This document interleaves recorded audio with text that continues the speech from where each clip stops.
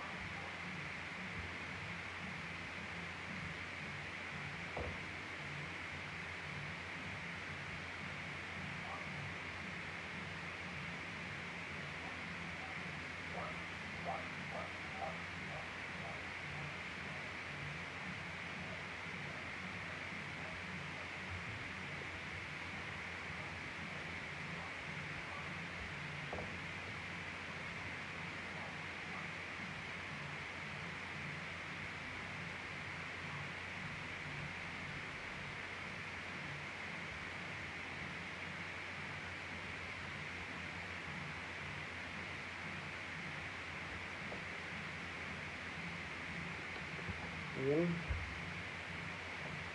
ya son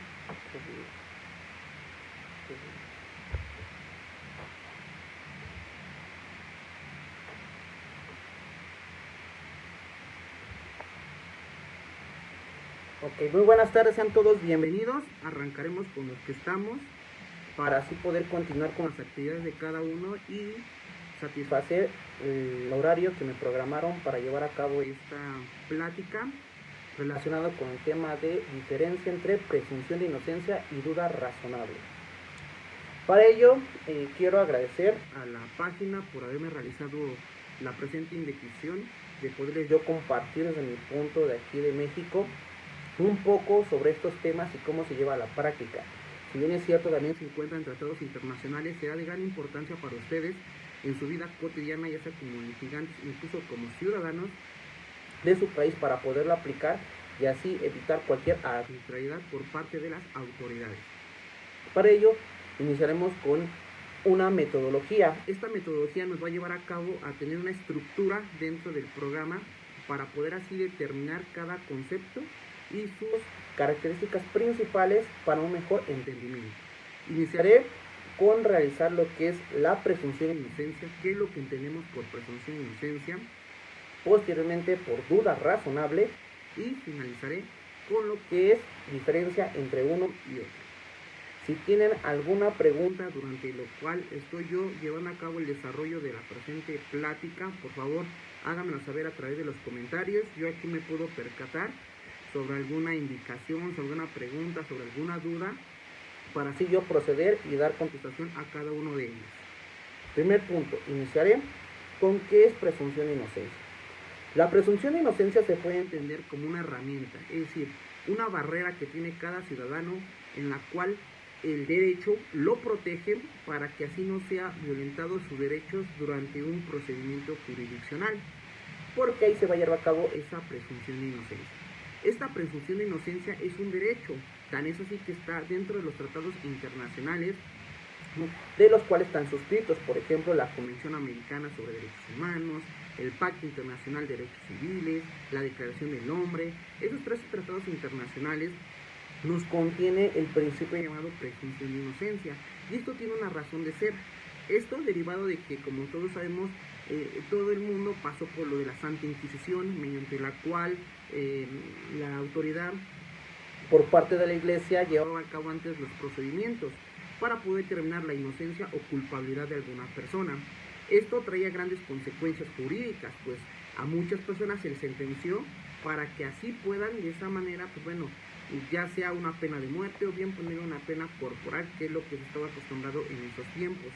Lo podemos ver reflejado igual con lo de las brujas, que como sabemos fue un contexto social mediante el cual la población en ese momento, porque la mujer era bella, porque la mujer tenía mejor que otra, o porque el hombre tenía dinero, y la gente no se explicaba una razón objetiva de dónde salía, determinaban que era pues, por hechicería, por bruja, por alguna cuestión paranormal, en el cual, pues bueno, se justificaban internamente ellos que pues no estaban dentro del estatus social que la misma persona a la cual acusaban, y lo cual requerían para poderle hacer una acusación. Esta acusación consistía, como le mencionaban, que era bruja, que tenía un pacto con el diablo, que tenían ciertas cuestiones sobrenaturales, por lo cual se le condenaba, y esta persona no tenía derecho a llevar a cabo un juicio, pues simplemente con la acusación por parte de esas personas era que se le condenaba. Es ahí donde vemos la importancia que hoy en día tenemos en el principio presunción de inocencia. Porque ahora, ¿qué es lo que dice? Bueno, yo tengo una inocencia, por eso se presume mi inocencia. Eso se llama presunción de inocencia porque se presume que yo soy inocente frente a tu acusación. Por lo cual, al yo tengo una presunción, es decir, un nivel más que el tuyo en cuestión de valoración, a ti te corresponde demostrar y derrumbar mi inocencia, demostrar que mi culpabilidad y derrumbar esa inocencia que a mí me caracteriza por ser humano, por tenerlo tanto en tratados internacionales como en nuestra normatividad nacional. He ahí lo que mencionamos. Por eso es presunción, o sea, presume que todo es inocente, y por eso presume, tan es así que durante el procedimiento, pues bueno, no se le puede juzgar como culpable porque él se presume que es inocente, es decir, todavía es inocente hasta que se demuestre lo contrario mediante una sentencia condenatoria expedida por una autoridad competente dentro de sus facultades marcadas así por la ley. Es así que encontramos lo que es la presunción de inocencia dentro de la historia a grandes rasgos. Digo a grandes rasgos porque por la temporalidad que nos encontramos el día de hoy. Espero que con esos más o menos conceptos se pueda llegar a entender la importancia de esta presunción de inocencia para poder así determinar su utilidad dentro de nuestro desarrollo, dentro en la sociedad. Por ello, una vez pasando a la historia, conocemos a lo que son los tratados internacionales. Esta, como le mencionaba, en los tratados internacionales lo tenemos dentro de 3. Para ello encontramos el primero, que es la Convención Americana sobre Derechos Humanos. Aquí en la Convención Americana me voy a permitir leer la parte conducente para que así ustedes lo puedan tener planteado y así proceder al análisis del mismo. La Convención Americana de Derechos Humanos, sobre Derechos Humanos, lo vamos a encontrar lo que es en el artículo 8.2. El 8, como sabemos, son garantías judiciales, son garantías que se tienen que respetar dentro de un procedimiento jurisdiccional, y el 2 viene marcado y a la letra lo dice así.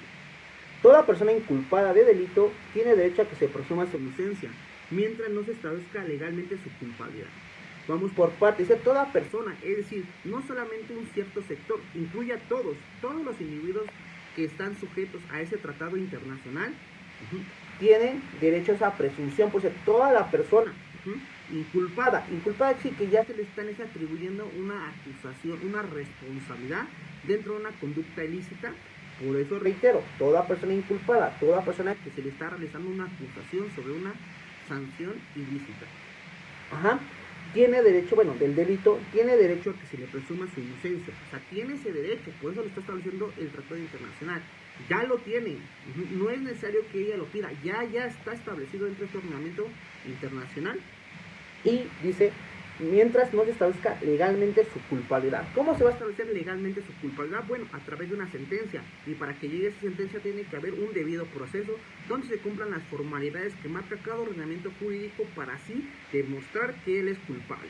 Para ello, obviamente, pues tiene que ofrecer pruebas, tiene que perder juicios, todo eso que nosotros como juristas lo conocemos, y que la sociedad obviamente tiene que estar enterada que tiene que llevar a cabo un juicio, por eso mientras no se establezca su culpabilidad. Entonces reiteramos, aquí en la Convención Americana de Derechos Humanos, artículo 8.2, 8 garantías judiciales, 2 presunción de inocencia, lo vamos a encontrar para que así lo puedan establecer. Hay ciertos países que están sujetos a la Convención Americana sobre Derechos Humanos, incluso ustedes lo pueden establecer dentro de la página de internet, que ahí vienen cuáles son los países que no están sujetos a esta convención. México es uno de ellos y por eso se lleva a cabo dentro de nuestra nacionalidad. Posiblemente pasaremos al fundamento número 2 en tratados internacionales, que es el Pacto Internacional de Derechos Civiles y Políticos, en su artículo 14.2. En el artículo 14 aquí no nos viene como en la Convención Americana sobre Derechos Humanos un apartado para poderlo diferenciar, ¿no? Solamente viene el artículo 14 y de ahí nos manda al punto número 2, en el cual a la letra nos dice: toda persona acusada de un delito tiene derecho a que se presuma su inocencia mientras no se pruebe su culpabilidad conforme a la ley. Toda persona, volvemos a lo mismo, acusada de un delito es igual que la Convención Americana, es decir, mientras se le está ya reprochando, se le está exigiendo un reproche a una culpabilidad, se le está exigiendo ya que sea responsable por haber desarrollado dentro del entorno fáctico una actividad que es ilícita, como es un delito, tiene derecho, sí, ya está el derecho a que se presuma su inocencia mientras no se pruebe su culpabilidad conforme a la ley. Aquí hay una grave o una clave diferencia, que es mientras no se pruebe. Se dan cuenta que esa prueba, ¿y cómo lo van a probar? Bueno, a través de un juicio, a través de un procedimiento jurisdiccional en el cual se va a respetar el debido proceso, para que así en este caso se pueda derrumbar ese principio denominado presunción de inocencia. Entonces, como aquí pueden ver la diferencia, en grandes rasgos es esas cuestiones, ¿no? Debe de haber un procedimiento donde se derrumba esa presunción de inocencia, e igualmente, pues bueno, son los países que están sujetos a este tratado internacional. El tercer tratado internacional lo vamos a encontrar en la Declaración de los Derechos del Hombre y del Ciudadano de 1789, que lo vamos a encontrar en el artículo número 9, en el cual dice,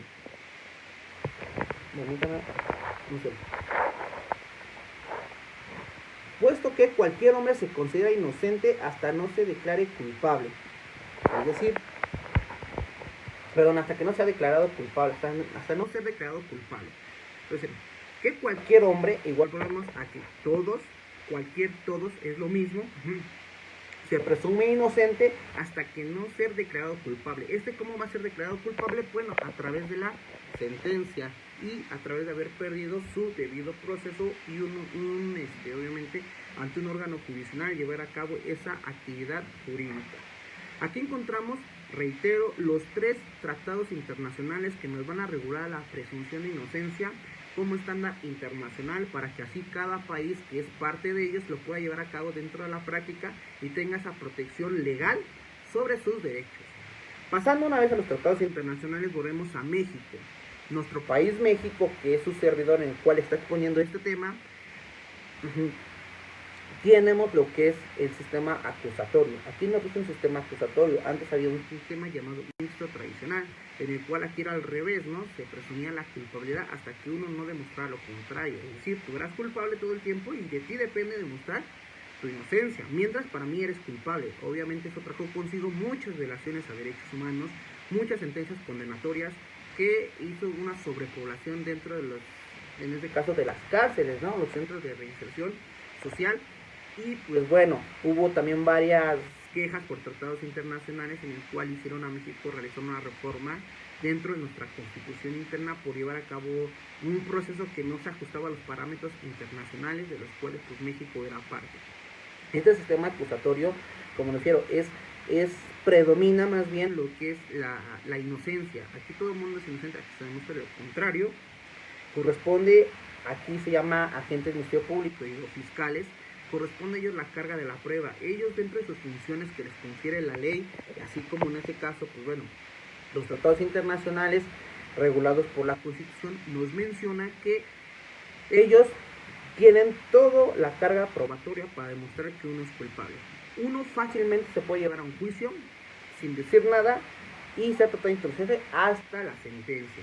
Entonces, si en este caso su investigación por parte de estos órganos persecutores no es correcta, obviamente como consecuencia trae que se dejen sentencias absolutorias y que uno, pues bueno, se declare inocente. Es ahí la presunción que puede ser aplicable, porque, como les digo y reitero, ellos tienen la carga de la prueba y así nos marca nuestro código, pues tanto en ese caso constitucional, como nuestro código adjetivo, que el código adjetivo es aquel que va a regular la normatividad que vaya a acabar un proceso para que así se llegue a la sentencia de juicio, sea condenatoria o sea absolutoria.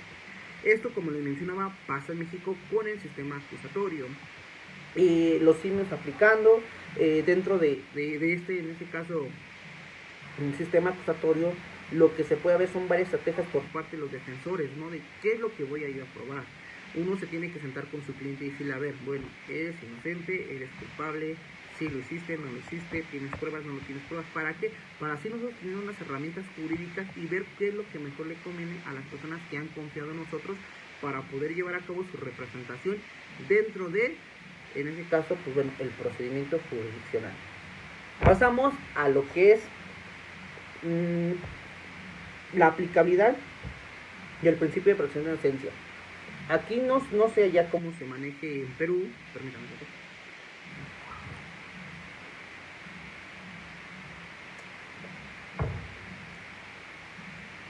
No sé cómo se maneja allá en Perú, pero acá tenemos lo que es jurisprudencia y tesis aisladas.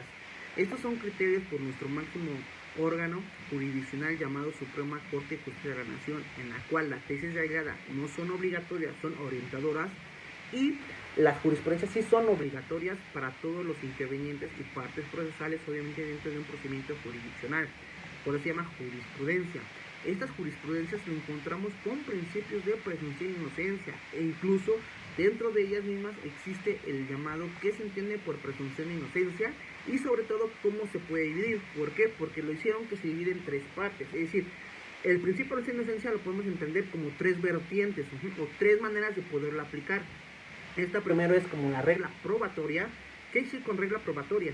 Que el agente del Ministerio Público tiene la carga de la prueba, él en representación de la sociedad y del Estado, de demostrar a la otra persona que es culpable, obviamente con pruebas lícitas, es decir, sin violación a derechos humanos, para que así efectivamente se pueda demostrar que llevó a cabo un debido proceso conforme a la normatividad nacional e internacional y se le sentenció y por ello perdió su principio de presunción de inocencia, trayendo como efecto su culpabilidad y obviamente un fallo condenatorio.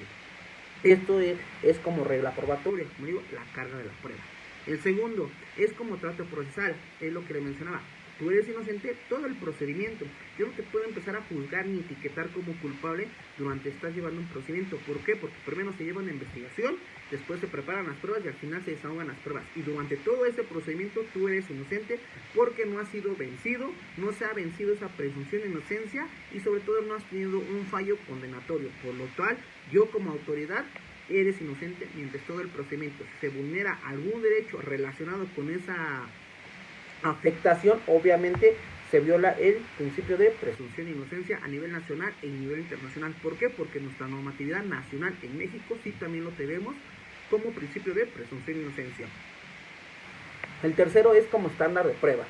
La estándar de prueba, ¿qué quiere decir esto? Pues bueno, que es un sistema de valoración, un sistema de apreciación de la prueba para así yo poder determinar qué fallo, si es condenatorio o absolutorio, es el que me llegó a mi conclusión. Obviamente este estándar probatorio debe ser objetivo, nada de subjetivo, nada por creencias subjetivas del juez, nada porque él piensa, él cree, él siente, no, al contrario, él percibió que a través del desahogo probatorio no se llegó a una determinación en donde demostraba la culpabilidad de aquella persona que se estaba acusando en un sistema jurisdiccional. Obviamente ahí está el estándar probatorio. Este estándar probatorio, como les digo, se divide en varias vertientes. Primero es una incertidumbre jurídica, o más bien una insuficiencia jurídica. ¿A qué quiero llegar con esto?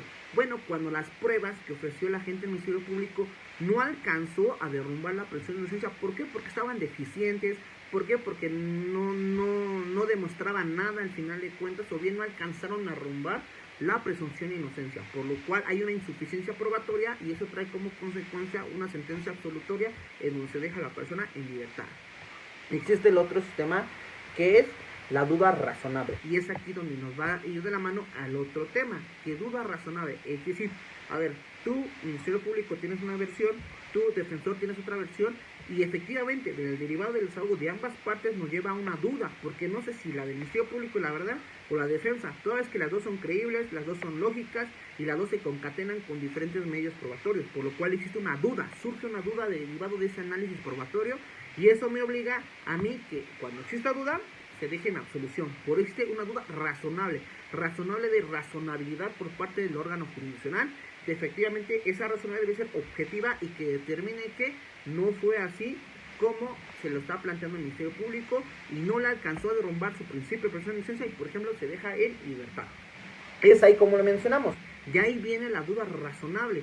Se dan cuenta, el principio de presunción de inocencia es digamos, el género y el duda razonable es la especie, ¿sí? De ahí se va a derivar para poder determinar en dónde está enfocado cada uno de ellos. Por ejemplo, pónganlo así, el derecho normal es la presunción de inocencia y derecho penal es la duda razonable. Es decir, el derecho penal obviamente sí viene del derecho porque es una subrama del derecho, ¿no? O una especialidad del derecho. Así igual la duda razonable es una especialidad, es una subrama, es una liga conectada a cuestión de la principio de presunción de inocencia que van de la mano y que digamos ahí es su diferencia en que radica, ¿no? Por ejemplo, el principio de inocencia, ustedes ya vieron varias vertientes en las cuales se puede llevar a cabo esa culpabilidad. Obviamente las dudas razonables no la van a poder aplicar en cuestión de, por ejemplo, como regla probatoria o como trato procesal, porque efectivamente no son compatibles, solamente es compatible en el estándar probatorio y de ahí ya obviamente surge la duda razonable. Ajá.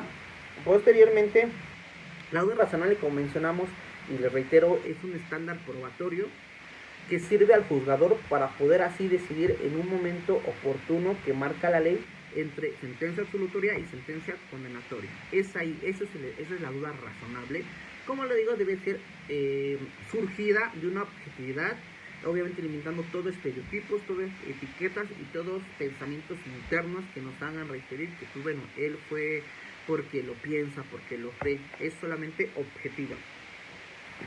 En el sistema acusatorio les digo que igualmente se va a aplicar así la razonable, lo que es cuando en ese caso se decide sobre una cuestión.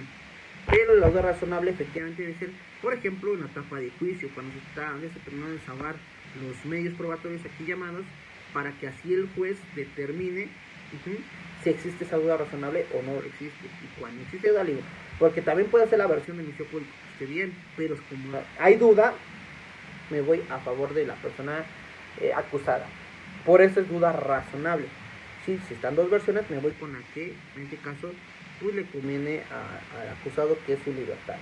Esto va derivado en la mano de una política criminal que se dice, prefiero yo tener a un inocente, prefiero yo tener a un culpable afuera que a un inocente adentro. ¿Qué es más daño? Tenemos a un inocente, que realmente, pues bueno, existe esa duda, y porque existe la duda, lo vamos a meter a la cárcel. Creo que sea más perjudicial que tener en este caso un culpable afuera. ¿Por qué? Porque el culpable afuera tarde o temprano va a ser realmente otro delito y va a tener pues otra vez en la cárcel. Y esto se deriva de que pues tuvo obviamente una falta de debida diligencia por parte de la gente del Ministerio Público, porque no llevó a cabo un procedimiento de manera objetiva, de manera profesional, con respeto a los derechos humanos, para que obviamente él se condenara, ¿no? Porque se cometió el delito, obviamente hay pruebas. Como dicen los en este caso los criminalistas, ¿no? Que siempre, obviamente en la escena del crimen o de los hechos, como ellos lo manejan su terminología, siempre existen indicios, ¿no? Son indicios mudos, solamente falta quien nos haga hablar, y de eso se encarga el criminalística, de hacerlo hablar esos indicios y de encontrar esos indicios. ¿Cómo se hace eso? Bueno, a través de una actividad profesional, capacitado obviamente para determinar cuáles son los indicios que va a relacionar al hecho, porque no hay crimen perfecto, solamente que no hay criminalísticas perfectas, porque son humanas y tienen potencial al error. Pero, pues bueno, dentro de ese error tienen que ser lo mínimo para que así no existan muchas víctimas sin tener esa satisfacción de justicia, porque se llevó a cabo pues, una mala investigación por parte de las autoridades competentes que estaban encargadas de llevar a cabo esa actividad. Pasamos a lo que es... permítame. Relación del principio de inocencia con la duda razonable es lo que les comentaba. Dentro de sus tres vertientes de la presunción de inocencia se deriva la duda razonable en su estándar probatorio, y de ahí eso va de la mano y tiene relación. Obviamente, pues al estar de ahí también viene de tratados internacionales, ¿no? Conforme a ellos se tiene que hacer respetar, y como abogado tenemos que hacer valer esa ley.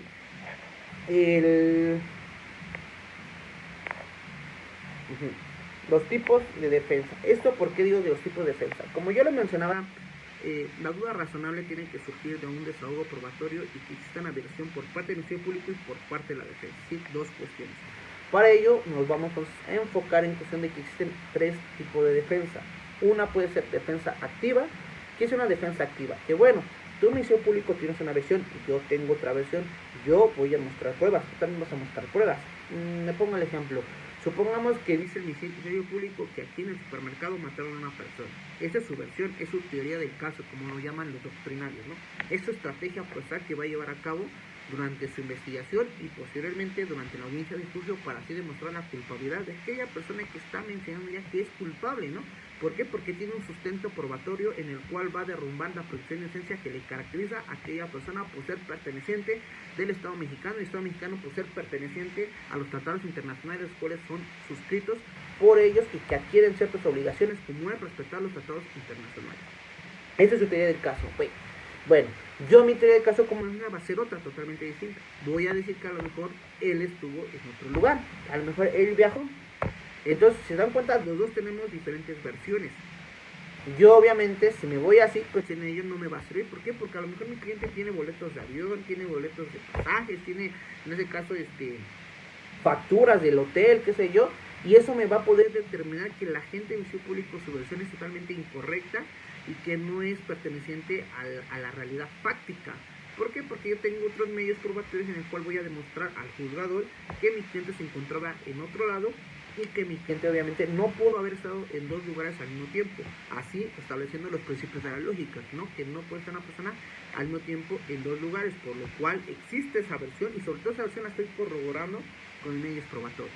Entonces se llama una defensa activa. Yo voy a estar estableciendo pruebas. Hay otra que se llama defensa pasiva. Esta defensa pasiva quiere decir que, bueno, yo derivado del análisis de nuestro expediente, acá llamado carpeta de investigación, me voy a percatar que no existe, que las pruebas están deficientes, que al final de cuentas no demuestran nada, que son paja, que al final de cuentas no van a poder así derrumbar el principio de presunción de inocencia, porque ni ellos mismos se entienden, incluso son contradicentes entre cada medio probatorio o cada pericial o cada testigo. Entonces en eso me voy a llevar una defensa pasiva. ¿Qué decir esto? Que no voy a decir nada durante el juicio, no voy a meter pruebas, no voy a hacer nada. Y eso no está peleado con que decir que el abogado defensor es malo, porque no está llevando a cabo una defensa activa. No, al contrario, es porque es muy bueno y sabe que efectivamente esas pruebas no van a poder internar. Obviamente corre uno sus riesgos, ¿no? porque puede ser que sean muy buenos los peritos, que lo puedan defender y que el abogado de repente ya no sepa qué hacer cuando él pensaba llevar una defensa fácil, decir, no decir nada, quedarse callado absolutamente, y se da cuenta que su cliente lo están embarcando cada vez más.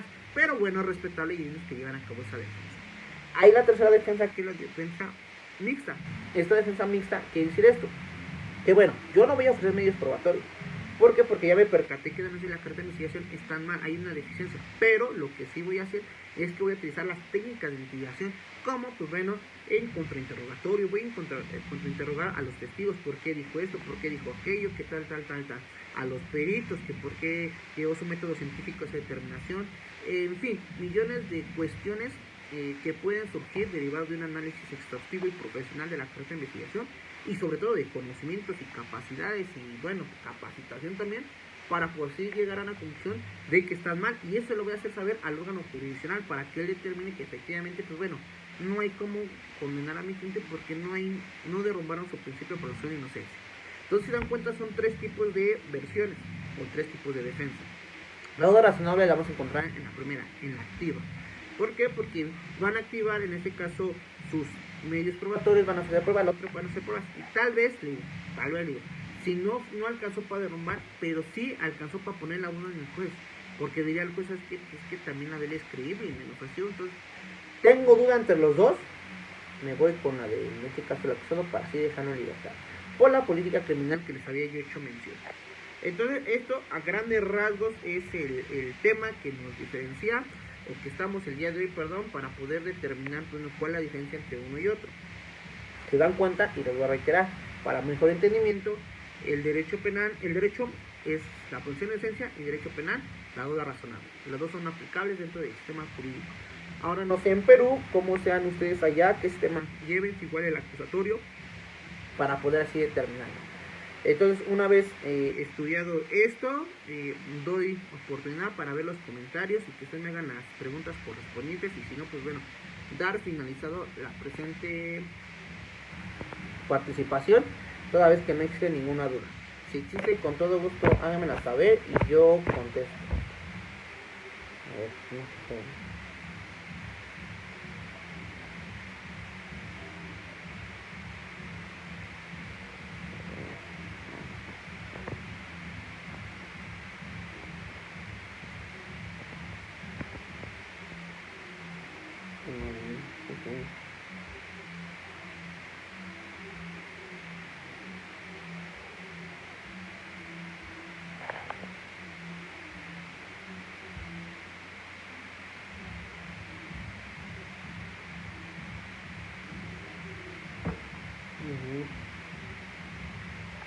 No veo que tengan dudas, o más bien no veo que estén preguntando.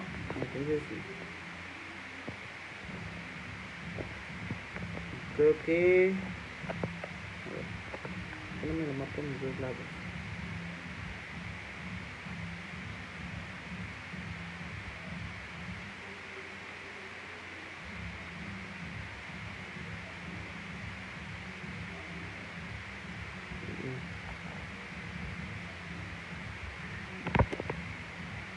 Nada más un minuto más, entonces dejamos para ver si tienen las preguntas, y si no, pues bueno, ya dar por finalizado, y agradeciendo a cada uno de ustedes por la presente participación. Son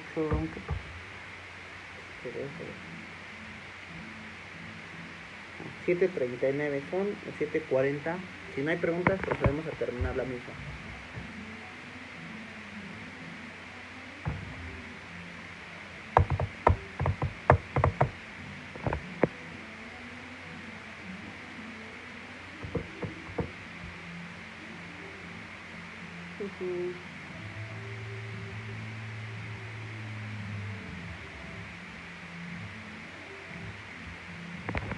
Perfecto, creo que ya no hay.